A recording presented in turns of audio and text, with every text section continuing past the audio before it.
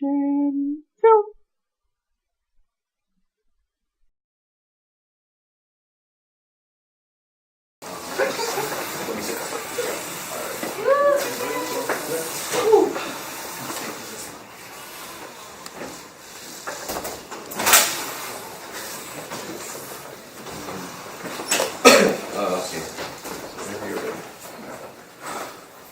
Hey everyone, my name is Datu. I'm a first year electrical engineering, and I want to run. And there's three reasons why I want to run for EVP.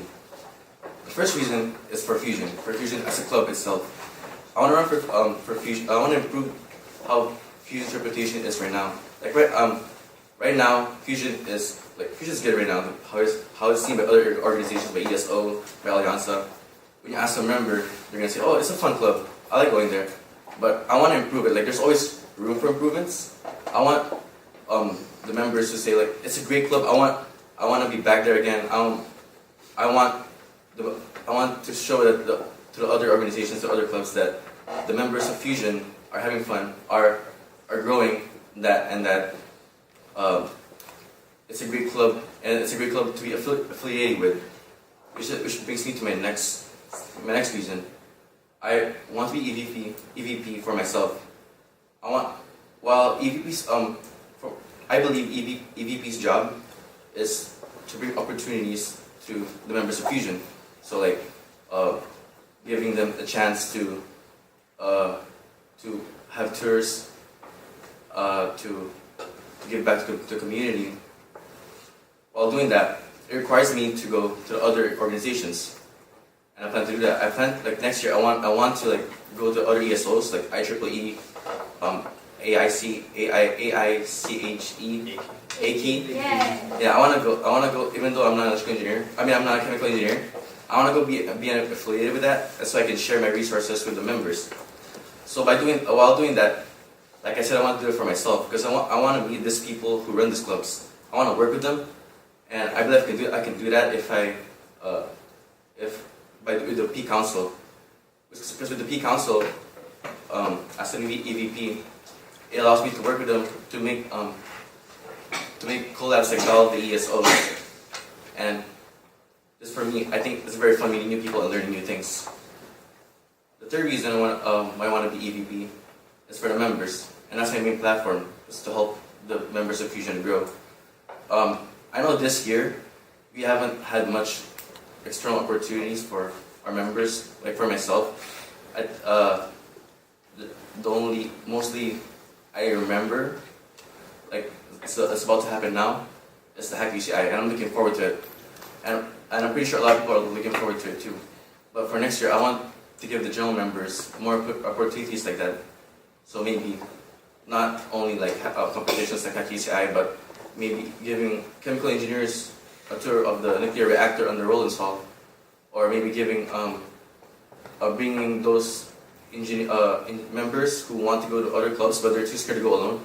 I can go with them. I want to be the bridge to help them, be part of another organization and grow grow professionally. As my main platform, I want to do that. I also want to give. I also want them, as members, while growing, I want them to show that how much they've grown. They can do that by going to young people.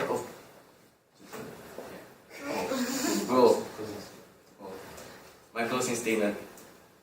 I want to be EVP so I can learn more, meet new people, and why I want to do that is because I want, for myself, but for others too, so they can learn and meet new people, because it's a great thing. And yeah.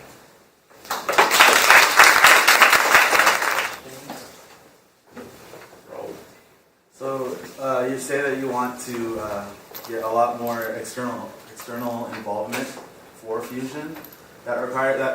Like this position, I always said that there's always a president like that represents Fusion, but this position, you're the one that's communicating with other orgs, and you are the face of Fusion, like technically speaking, or like figuratively speaking. Are you prepared to put yourself out there for like the other orgs, even though like they don't particularly reach out to you? Like personally speaking, back in high school, I didn't used to come out much.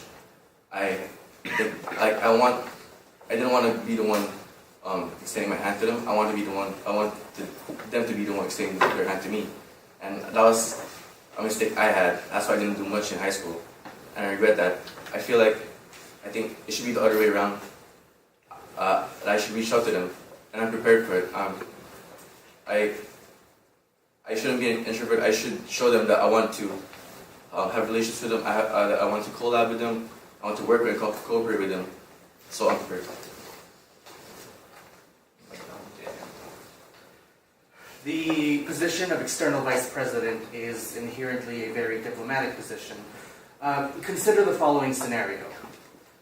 An organization on campus has just been caught participating in what can only be described as a very culturally insensitive activity, and the entire cross-cultural center is in an uproar.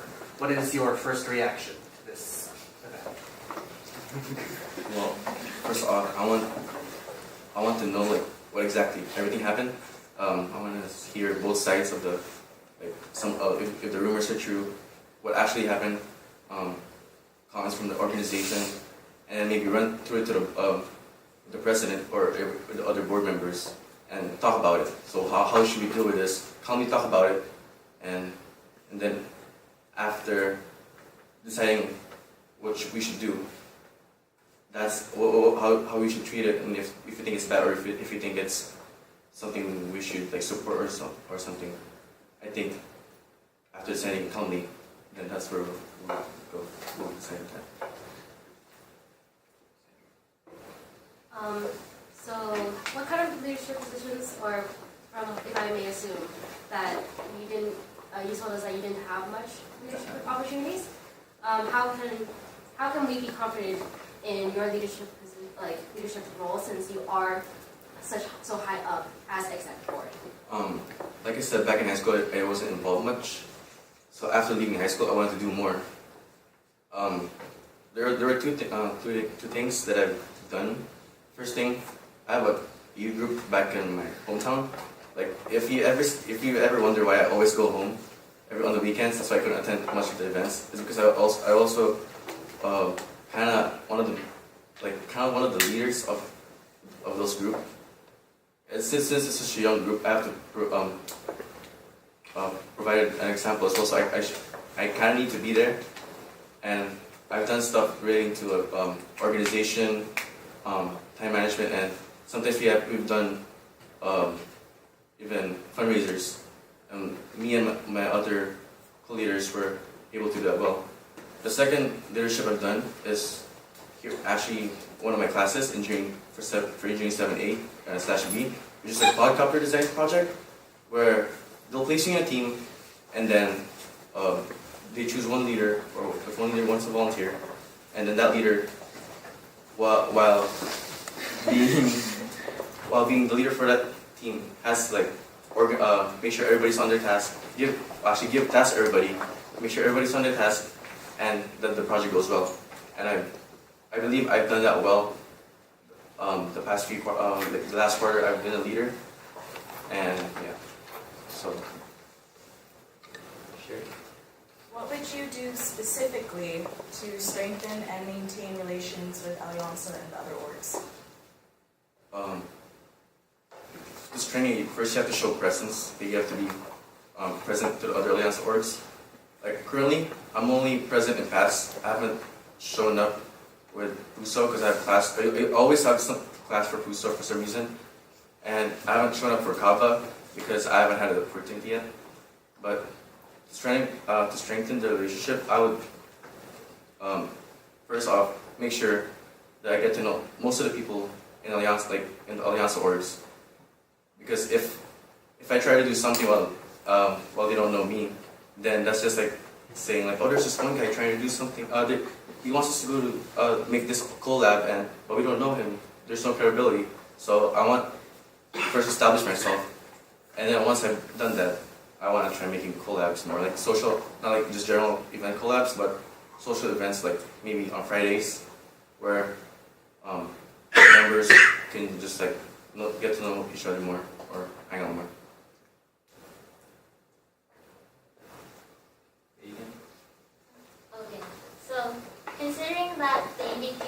has been modified with more outreach and opportunities outside of Fusion and even outside of UCI. Since that's going to be for next year and I have no experience in that, how exactly are you going to tackle this new responsibility that you're going to have? Since there's no clear example, there's no example I would have to follow, so I have to start everything slowly. I would have to create start with something small. I can't just start something with something big project. There's this project I'm still thinking about right now, but I've been trying to work on it. And if it's presentable, I'll present it. But something as a small thing. And if it works, then I'll present it to the board, see how they feel about it. And if it's okay with them, improve it more, then we'll try it out in action, and hopefully we'll be able to try it out outside UCI and outside Fusion. In addition to what Megan said, aside from Alianza relations, engineering relations, you are going to be communicating with these organizations that may be professional. How prepared do you feel to be able to communicate professionally between these organizations? And how do you plan on making events happen, starting your planning early? For the first question, for the first part, I believe right now there's a lot of improvements I can make with my communication skills. That's why I'm trying to meet more new people, so that they can help me, or that's how my skills, how I communicate first casually, then rising up professionally. So once I feel like I'm ready, I'll try it out with someone professional, one of the maybe emailing professionals or industries, or even ask people who I know professionally, see if they're and ask, test my skills on them. For the second part, I would have to plan it very early. I don't think it would be easy to start something new, something that relates to outside Fusion, outside UCI, or engineering orgs. So right now, I'm just gonna go to the other ESO orgs and get to maybe find a person who are interested in my views or my what I want to do, and maybe start something with them, not just by myself.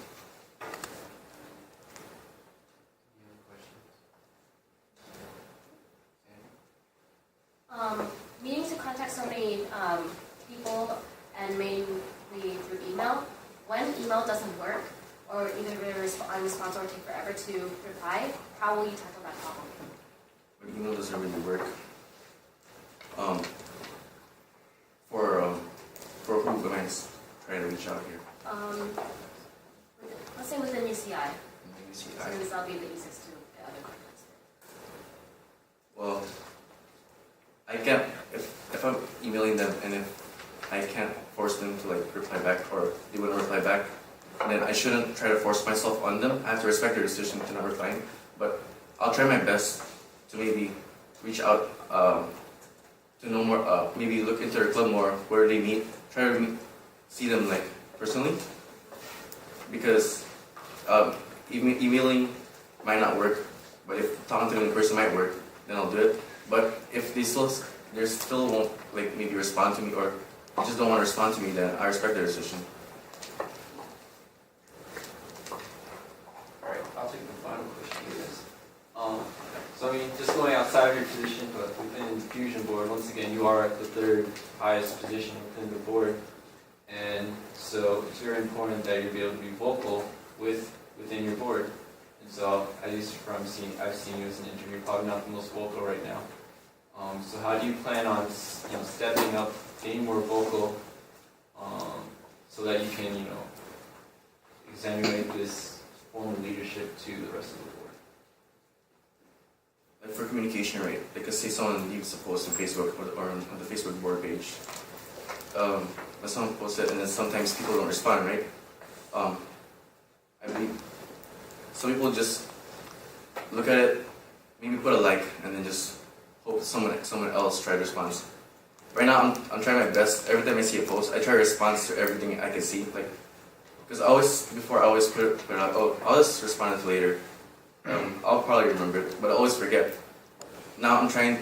I haven't showed much, but I've been trying to like respond as fast as I could if I see a Facebook post or if there's a message or message being said. I try to respond pretty fast to it if I can. And during board meetings, usually I try to think of something before I say it. I don't just want to blurt it out without putting too much thought into it. So to improve that, I just need to be more prepared when going to board meetings. Look at the board notes, see what needs to be talked about, research, look into it, and have what I want to talk about at that point for those points.